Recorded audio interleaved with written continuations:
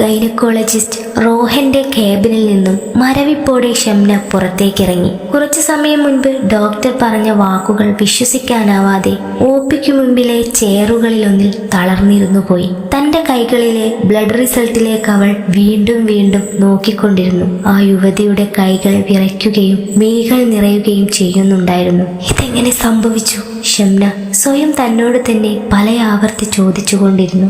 അൻവർ മരിച്ചിട്ട് 5 വർഷം കഴിയാറായി. അതിനിടയിൽ മനസ്സുകൊണ്ട് പോലും താൻ മറ്റൊരു പുരുഷനെ കുറിച്ച് ചിന്തിക്കുകയോ ആഗ്രഹിക്കുകയോ ചെയ്തിട്ടില്ല.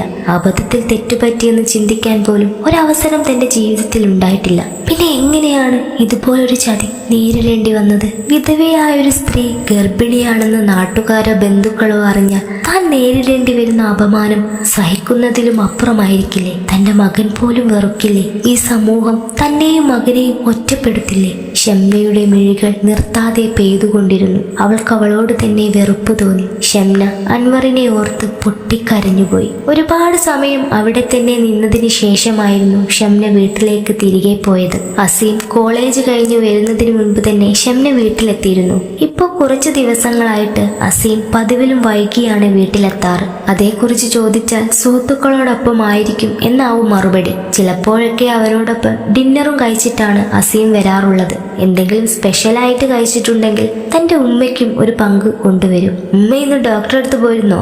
എന്തോ ചിന്തയിലായിരുന്ന ഷംന അസീമിന്റെ ചോദ്യം കേട്ട് ഞെട്ടിപ്പോയി. എന്താ എന്റെ കുട്ടി ചോദിച്ച്? വെപ്രാളം മറച്ചു വെച്ചുകൊണ്ട് അവർ അവനെ നോക്കി. ഉമ്മ ഇന്ന് ഡോക്ടറെ അടുത്ത് പോയിനോ? എന്നിട്ട് ഡോക്ടർ എന്താ പറഞ്ഞത്? അസീം സ്നേഹത്തോടെ ഉമ്മയുടെ തോളിൽ തൂങ്ങിക്കൊണ്ട് ചോദിച്ചു. ഹേയ്, അതൊന്നുമില്ല, എന്തോ ഫുഡിന്റെ പ്രശ്നമാണെന്നാ പറഞ്ഞ.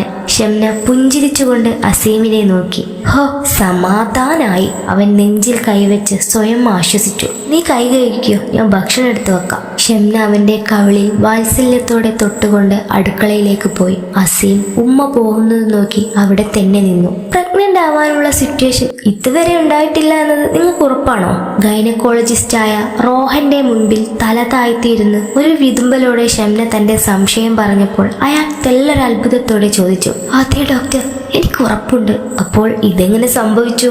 അറിയില്ല ഡോക്ടർ. ഷംന പ്രയാസത്തോടെ അയാളെ നോക്കി. അയാൾ ഒന്നും മിണ്ടാതെ ഏറെ നേരം ചിന്തയിലിരുന്നു. ആ സമയം അത്രയും കരച്ചിലോടെ ഷംന അയാൾക്ക് മുമ്പിൽ തല താഴ്ത്തിയിരുന്നു. നിങ്ങളെ വീട്ടിലാരൊക്കെയുണ്ട്? സംശയം നിയലിച്ച അയാളുടെ ചോദ്യം അവ്യക്തമായവൾ കേട്ടു. ഞാനും എന്റെ മകനും. ചോദ്യം അത് തന്നെ ആയിരുന്നല്ലേ എന്ന ചിന്തയോടെ ഷംന പറഞ്ഞു. മകന്റെ വയസ്സ് അടുത്ത മാസം 20 തികയും. റോഹൻ വീണ്ടും ആലോചനയോടെ ഗ്ലാസ് ടേബിളിന് മുകളിലുള്ള ഗ്രാനൈറ്റിന്റെ വട്ടക്കല്ല് കൈകൊണ്ട് കറക്കിക്കൊണ്ടിരുന്നു. എന്താ ഡോക്ടർ ചോദിച്ചത്? അവനെന്തെങ്കിലും ദുശ്ശീലമുള്ളതായിട്ട് അറിവുണ്ടോ? ചെറുമടിയോടെയാണെങ്കിലും അയാൾ ഷംനയോട് ചോദിച്ചു. ഇല്ല ഡോക്ടർ, എന്റെ മകൻ ഒരു സിഗരറ്റ് പോലും വലിക്കില്ല. ഷംന തന്റെ മകനെ കുറിച്ച് അഭിമാനത്തോടെ പറഞ്ഞു. അത് കേട്ട് അയാൾ പതിയെയൊന്ന് പുഞ്ചിരിച്ചു. എല്ലാ അമ്മമാർക്കും മക്കളെ കുറിച്ചുള്ള അഭിപ്രായം ഇത് തന്നെ ആയിരിക്കും. പക്ഷേ അവർ വളർന്നു വരുന്തോറും അവർക്കുള്ളിൽ എന്തെല്ലാം മാറ്റങ്ങൾ വരുന്നുവെന്ന് നമ്മൾ മനസ്സിലാക്കേണ്ടതായിട്ടുണ്ട്. റോഹൻ പറയുന്നതൊന്നും മനസ്സിലാവാതെ ഷംന വിറങ്ങലിപ്പോടെ അയാളെ നോക്കി. ടെൻഷൻ ആവാതിരിക്കൂ. ഞാൻ പറഞ്ഞു വന്നത് എന്താണെന്ന് വെച്ചാൽ ആരെയും പൂർണ്ണമായി വിശ്വസിക്കാൻ പാടില്ല. അത് സ്വന്തം മകനാണെങ്കിലും. അയാൾ അടിവരയിട്ടെന്ന പോലെ പറഞ്ഞു നിർത്തി. ചെന്നിയിൽ പൊടിഞ്ഞ വിയർപ്പു തുള്ളികൾ അവൾ ഭയത്തോടെ തട്ടം കൊണ്ട് പതിയെ ഒപ്പിയെടുത്തു. എന്തായാലും ഒരു ബ്ലഡ് ടെസ്റ്റ് കൂടെ ചെയ്യാം. തൽക്കാലം നിങ്ങൾ പുറത്തിരിക്കൂ. റോഹൻ സമാധാനത്തോടെ ആ പെണ്ണിനെ നോക്കി. അയാൾക്കു മുൻപ് മറ്റെന്തോ ചിന്തയോടെ നിൽക്കുകയായിരുന്നു ആ പാവം പിടിച്ച പെണ്ണ്. കൂൾ ഡൗൺ ഷംന, എല്ലാം ശരിയാവും. അയാൾ ഒരിക്കൽ കൂടി അവളെ സമാധാനിപ്പിച്ചു. ഒരു തരം ആശങ്കയുടെ നിഴൽ ആ യുവതിക്കുമേൽ പുതഞ്ഞിരുന്നു. പല ചിന്തകളിലൂടെയുള്ള യാത്രയിൽ യാന്ത്രികമെന്നോണം റിസൾട്ടിന് വേണ്ടി ലാബിന് മുമ്പിൽ ഷംന കാത്തിരുന്നു. നിമിഷങ്ങൾ മണിക്കൂറുകളിലേക്ക് കടന്നപ്പോഴും ആ പെണ്ണിന്റെ ചിന്തകൾക്ക് ഒടുക്കമുണ്ടായിരുന്നില്ല. നിങ്ങൾ സ്ലീപ്പിംഗ് പിൽസ് എടുക്കാറുണ്ടോ? ഷംനയുടെ ബ്ലഡ് റിസൾട്ട് സസൂക്ഷ്മം നിരീക്ഷിച്ചുകൊണ്ടായിരുന്നു റോഹന്റെ ചോദ്യം. ഇല്ല സാർ, ഞാൻ ഇതുവരെ ഉറക്ക ഗുളിക കഴിച്ചിട്ടില്ല, കഴിക്കാറുമില്ല. ഷംനയ്ക്ക് ഒരു തരം വെപ്രാളം തോന്നി. നിങ്ങളുടെ ബ്ലഡിൽ കൂടുതൽ അളവിൽ ഉറക്ക ഗുളികയുടെ സാന്നിധ്യം കാണുന്നുണ്ട്, റോഹൻ നിസ്സംശയം പറഞ്ഞു. പക്ഷേ എങ്ങനെ? ഷംനയ്ക്ക് ഒന്നും മനസ്സിലായില്ല. അതിന് 2 സാധ്യതകളാണുള്ളത്. ഒന്നാമത്തത് നിങ്ങൾ സ്വയം കുടിക്കുന്നു. മറ്റൊന്ന് നിങ്ങൾ അറിയാതെ ആരോ ഒരാൾ നിങ്ങൾക്ക് ഉറക്ക ഗുളിക തരുന്നു.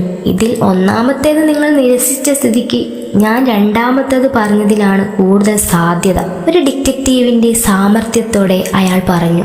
എന്നുവെച്ചാൽ? ഷംന വിറയലോടെ റോഹനെ നോക്കി. നിങ്ങൾ അറിയാതെ ആരോ ഒരാൾ നിങ്ങൾക്ക് ഉറക്ക ഗുളിക ഭക്ഷണത്തിലോ മറ്റെന്തിലോ ചേർത്ത് തരുന്നുണ്ട്. അത് കാരണമായിരിക്കാം നിങ്ങൾക്ക് ഈ അവസ്ഥ ഉണ്ടായത്. ഷംന ഒരു നിമിഷം നടുങ്ങിപ്പോയി. ഒരു പക്ഷേ അത് നിങ്ങളുടെ മകനാവാൻ പോലും സാധ്യതയുണ്ട്. റോഹൻ ഉറച്ച ശബ്ദത്തോടെ അയാൾക്കുള്ളിലെ സംശയം ഷംനയോട് തുറന്നു പറഞ്ഞു. ഷംനയൊന്നാകെ വെട്ടി വിയർത്തുപോയി. ഇല്ല, ഞാൻ ഒരിക്കലും വിശ്വസിക്കില്ല, അതൊരിക്കലും സംഭവിക്കില്ല. അവൾ എന്തൊക്കെയോ പെറുപെറുത്തുകൊണ്ടിരുന്നു. അവൻ എന്റെ മകനാണ്, എന്റെ പൊന്നുമോൻ. അവനൊരിക്കലും സ്വന്തം അമ്മയോട് അങ്ങനെ ചെയ്യാൻ കഴിയില്ല. അവൾ ആകെ തകർന്നു പോയിരുന്നു. സ്വപ്നത്തിൽ പോലും ചിന്തിക്കാത്ത കാര്യങ്ങൾ ഇന്ന് ഡോക്ടർ പറഞ്ഞത് കേട്ടപ്പോൾ അവൾക്ക് ഉൾക്കൊള്ളാൻ സാധിച്ചില്ല. ആ പെണ്ണിന്റെ സകല നാഡീ ഞരമ്പുകളും ഭയത്താൽ ചുവന്നു വന്നു. ഏറ്റവും ഒടുവിൽ ഒരു പൊട്ടിക്കരച്ചിലൂടെ ഷംന അയാൾക്ക് മുമ്പിൽ തളർന്നിരുന്നു പോയി. എന്ത് പറഞ്ഞ് ആശ്വസിപ്പിക്കണമെന്നറിയാതെ അയാൾ കുഴങ്ങി. ഷംന, ഇങ്ങോട്ട് നോക്കൂ, ഞാൻ വെറും സംശയം മാത്രമാണ് പറഞ്ഞത്, ഒരിക്കലും 100% ഉറപ്പോടല്ല പറഞ്ഞത്. ഇനി നീയാണ് കണ്ടെത്തേണ്ടത് ആരാണ് നിന്റെ വീട്ടിൽ നീ അറിയാതെ വരാറുള്ളതെന്നും ഭക്ഷണത്തിൽ സ്ലീപ്പിംഗ് പിൽ ചേർക്കുന്നതെന്നും. റോഹൻ ഷംനയെ പലതും പറഞ്ഞ് ആശ്വസിപ്പിച്ചുകൊണ്ടിരുന്നു. അവളെ പറഞ്ഞൊന്ന് മയപ്പെടുത്താൻ അയാൾക്ക് ഒരുപാട് മണിക്കൂറുകൾ ആവശ്യമായി വന്നു. അവസാനമായി റോഹനോട് യാത്ര പറഞ്ഞിറങ്ങുമ്പോൾ അവളുടെ മനസ്സിൽ ചില നിശ്ചയമുണ്ടായിരുന്നു. അന്ന് രാത്രി അസീമിന് ഭക്ഷണം കൊടുത്ത് അടുക്കളയിലെ പണികളെല്ലാം തീർത്ത് ഷംന നേരത്തെ തന്നെ കിടന്നു. അവൾക്ക് നല്ല വിശപ്പുണ്ടായിരുന്നിട്ടും ഭക്ഷണം കഴിക്കാൻ തോന്നിയതേയില്ല. ഉമ്മ, അസീം കതകിൽ തട്ടി വിളിച്ചു. ഷംന വെല്ലാമ്മയുടെ വാതിൽ തുറന്നു. ഒന്നും കഴിച്ചില്ലല്ലോ. അവൻ സങ്കടത്തോടെ ഷംനയെ നോക്കി. എനിക്കൊന്നും വേണ്ടാഞ്ഞിട്ടാടാ. അത് പറ്റില്ല, ഇതെങ്കിലും കുടിക്കണം. അസീം കയ്യിലെ പാൽ ഗ്ലാസ് ഉമ്മയ്ക്കു നേരെ നീട്ടി. ഞാൻ പിന്നെ കുടിച്ചോളാമെന്ന് പറഞ്ഞ് ഷംന അസീമിനെ പെട്ടെന്ന് തന്നെ പറഞ്ഞയച്ചു. അവൻ കുറച്ചു സമയം കൂടി നിന്നതിന് ശേഷം അവിടെ നിന്നും പോയി. സമയം പാതിരാത്രി കഴിഞ്ഞപ്പോഴായിരുന്നു ഷംനയ്ക്ക് തന്റെ കാലിൽ എന്തോ എഴുന്നത് പോലെ തോന്നിയത്. അവൾക്ക് വല്ലാത്ത പരിഭ്രമം തോന്നി. റോഹൻ പറഞ്ഞ വാക്കുകൾ വീണ്ടും ഒരിക്കൽ കൂടി അവൾക്കുള്ളിലൂടെ കടന്നുപോയി. വലിയൊരാർപ്പോടെ ഷംന തന്റെ കാലിൽ സ്പർശിച്ച കൈകളിൽ പിടുത്തമിട്ടു. മുറിയിലാകെ ഇരുട്ടായതുകൊണ്ട് ആരാണെന്ന് തിരിച്ചറിയാൻ ആ പെണ്ണിന് സാധിച്ചിരുന്നില്ല. എങ്കിലും സർവശക്തിയെടുത്ത് ആ ശരീരത്തെ പിറകോട്ടാഞ്ഞു തള്ളി ലൈറ്റ് ഓൺ ചെയ്തു. ചുമരിനോടൊട്ടിപ്പിടിച്ച് ഭീതിയോടെ തന്നെ നോക്കി നിൽക്കുന്നവനെ കണ്ടവൾ ഒരു നിമിഷം തറഞ്ഞു നിന്നുപോയി. ആ പെണ്ണിന്റെ ഹൃദയം വെന്തുപോയി. അറിയാതെ അവൾ തന്റെ ഉദരത്തിൽ വിറച്ച കൈകൊണ്ട് അമർത്തി പിടിച്ചു. ഹസീം, നീ? ഷംനയുടെ വാക്കുകൾ അറ്റുപോയിരുന്നു. അവൻ അവൾക്കു മുമ്പിൽ തേങ്ങലോടെ കൈ കൂപ്പിയിരുന്നു. ഷംന വലിയൊരു പൊട്ടിക്കരച്ചിലോടെ അവന് മുമ്പിലിരുന്നു. പേടിച്ചു വിറച്ചു പോയ അസീം തന്റെ ഉമ്മയെ നോക്കി തേങ്ങിക്കൊണ്ടിരുന്നു. ആ പെണ്ണിന്റെ ശരീരത്തിൽ ആരോ 100 ആണികൾ നിർത്താതെ തറയ്ക്കുന്ന വേദന തോന്നിയവൾക്ക് ആ പെണ്ണിന്റെ കരച്ചിൽ ഇടമുറിഞ്ഞ തേങ്ങലായി അസീമിനെ നോവിച്ചുകൊണ്ടിരുന്നു.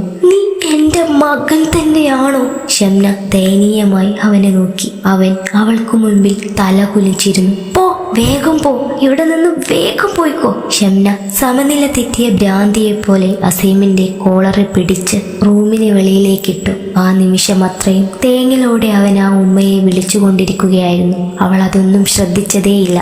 പകൽ പോലെ സത്യം കൺമുന്നിൽ തെളിഞ്ഞിട്ടും വീണ്ടും വീണ്ടും തന്റെ മകനെ അവിശ്വസിക്കാൻ കഴിയാതെ ആ ഹൃദയം അലറിക്കൊണ്ടിരുന്നു. നാളെ സമൂഹം ഇതറിഞ്ഞാൽ? ആ പെണ്ണിന്റെ മനസ്സിൽ കൂറ്റൻ തിരമാല പോലെ ചോദ്യങ്ങൾ ഉയർന്നുകൊണ്ടിരുന്നു.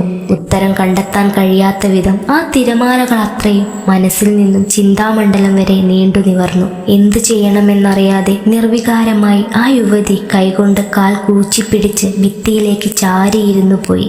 ഏറെ നേരമായിട്ടും ഷംനയുടെ ശബ്ദം പുറത്തേക്ക് കേൾക്കാതായപ്പോൾ അസീം വിറയലോടെ ആ ഉമ്മയെ വിളിച്ചു. അകത്തു നിന്നും യാതൊരു പ്രതികരണവും ഉണ്ടായിരുന്നില്ല. അവന് ഭയം തോന്നി. അസീം വാതിലിനോട് നെറ്റിമുട്ടിച്ച് തേങ്ങിക്കൊണ്ടിരുന്നു. ആ നിൽപ്പ് എത്ര നേരം അങ്ങനെ നിന്നെന്ന് അവന് പോലും നിശ്ചയമുണ്ടായിരുന്നില്ല. അസീം വാതിൽ തന്റെ ഉള്ളം കൈകൊണ്ട് തള്ളി. പതിയെ നിശബ്ദതയോടെ കതക് പൂർണ്ണമായും തുറന്നു വന്നു. ചലനശേഷി നഷ്ടപ്പെട്ടവളെപ്പോലെ ഭിത്തിയിലേക്ക് ചാഞ്ഞിരിക്കുകയായിരുന്നു ഷംന. അവന്റെ ഹൃദയത്തിൽ ഒരാണി തറച്ചതുപോലൊരു വേദന അനുഭവപ്പെട്ടു.